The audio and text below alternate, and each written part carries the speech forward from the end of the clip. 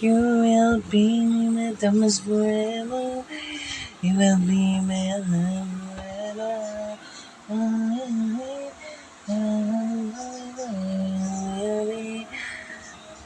My love forever.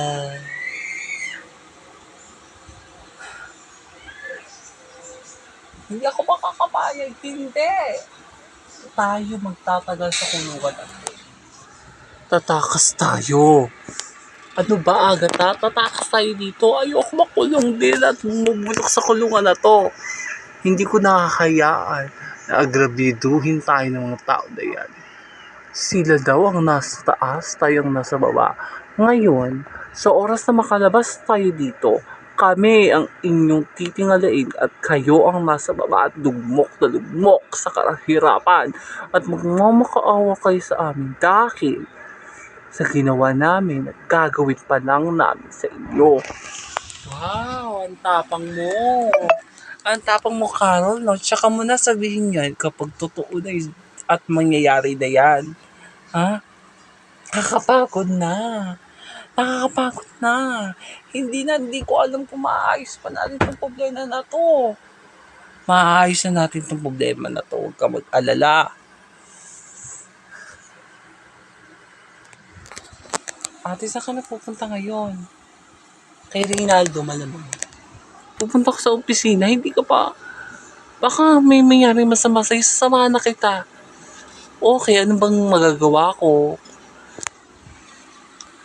Reynaldo, Ate Amanda, kumusta ka? Sorry, hindi na ako nakapunta sa ospital kasi marami akong ginagawa sa opisina. Okay lang. Hindi ko naman kailangan yung concern mo eh. Pero ang akin lang, bakit hindi mo pa rin pinapaamin si Carol kung nasaan ang pamangkin ko? Ayaw nga umamin, ate eh.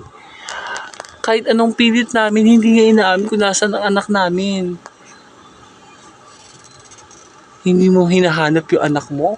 Hindi ka man lang nag-aalala kay Britney? Ha? Panganay na anak niyo si Britney. Hindi mo man lang inalala yung mga anak mo? Sorry ate ha. Sorry ha. Pero nararamdaman ko kasi na malapit lang sa atin, dito lang malapit si Britney. Kaya pinapahanap na namin sa mga pulis. At nagbibigay na ako ng reward para mahanap kung sino man makahanap kay Britney. Ipagbigay alam agad sa atin. Ayun. Hindi ka man na nag-aalala. Habang si Selena, baliw na kung saan hanapin yung anak mo. Nakapag-usap naman sa akin si Selena eh. Kahit na nakapag-usap sa'yo si Selena, dapat iniintindi mo pa rin yung anak mo. Kasi anak mo yun eh. Ano na lang gagawin mo kung ano mangyari sa anak mo? Di ba hindi mo alam? Sana intindihin mo yung anak mo. Ha? Hindi lang yung anak mo ang merong ang merong nararamdaman dito. Pare-parehas din tayo. Kasi ako nadadamay na eh. Nadadamay na din ako sa gulo ng pamilya nyo. Parang nagrereklamo ka ate ha. Hindi ko naman sinasadya na niloloko lang pala ako ni Carol. Yun nga eh. Kung hindi ka nakapag hindi ka hindi nung hindi, sana nung hindi ka nalasing nung iniwan ka ni Selena at hindi ka nabangga, hindi sana mawawala yung alaala mo. 'Di ba? Sinisisi mo pa ako ngayon. Ate, tigilan mo na yan. Hayaan mo nga ako. Hayaan mong pangaralan ko ang kapatid ko. Kasi siya naman ang punod-dulo ng lahat ng ito. Huwag mo naman ako sisihin na ate. Hindi ko naman kasalanan eh. Sabihin na natin hindi mo nga kasalanan. Pero merong point na may kasalanan ka talaga. At may point na ikaw ang punot dulo kung ano ang nangyari sa pamilya mo. Ha?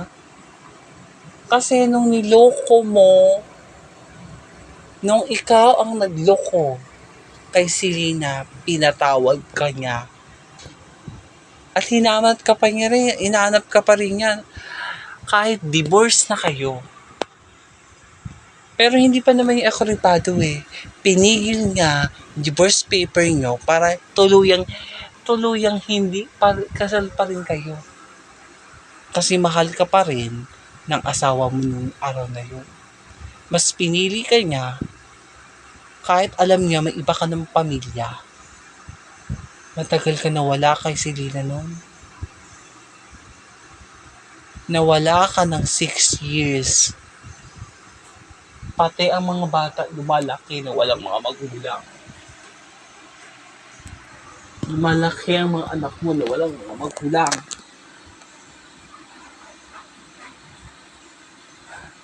Ate, ito lang yung sabihin ko sa'yo Sana isipin mo din yung pakakapakanan ni Selena. Kasi sa lahat ng nangyari sa ginawa mo sa kanya, hindi niya na iniisip yung sarili niya. Ikaw lang yung iniisip niya para makasama ka ng mga anak niya. Dahil ayaw niyang mawala ng tatay ang mga anak niya. Isipin mo sana yun at hintindihin mo din yung nararamdaman ng asawa mo. Hindi lang yung sarili mo ang lagi iniisip mo. Ha? Hindi mo yung sinasabi ko sa iyo ito. Ang mga sinasabi ko sa iyo ito. Kasi ito ay sinasabi ko para maliwanagan ka at maintindihan mo kung ano ang dapat kong sabihin.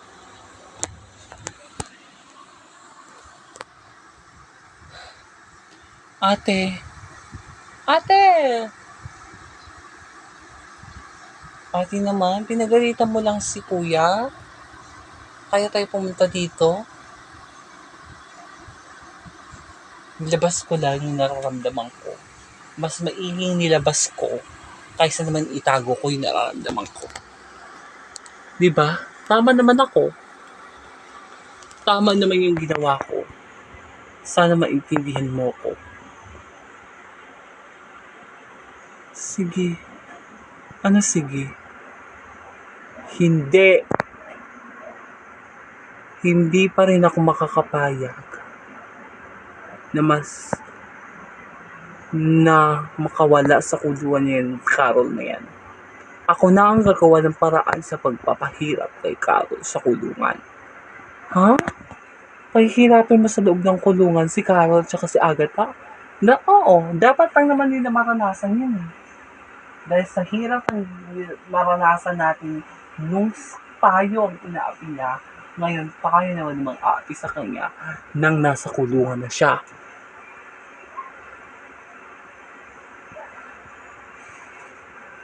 Oh,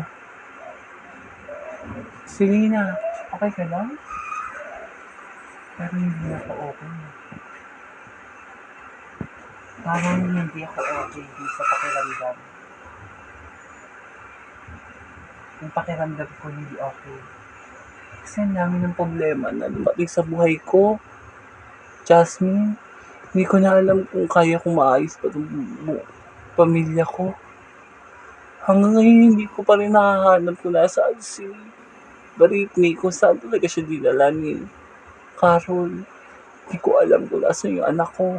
Miss na miss ko na yung anak ko, Jasmine. Gusto ko na makita yung anak ko. Kahit ako, nag-aalala ko sa inaanak ko. Ano man nangyari si ano? Hindi ko alam. Hindi ko alam. Hindi ko alam. Parang naaawa ako. Naawa ako sa'yo. Salamat kung naawa ka sa akin. Pero kailangan mas maawa ka kay Rinaldo. Kay Rinaldo? Bakit?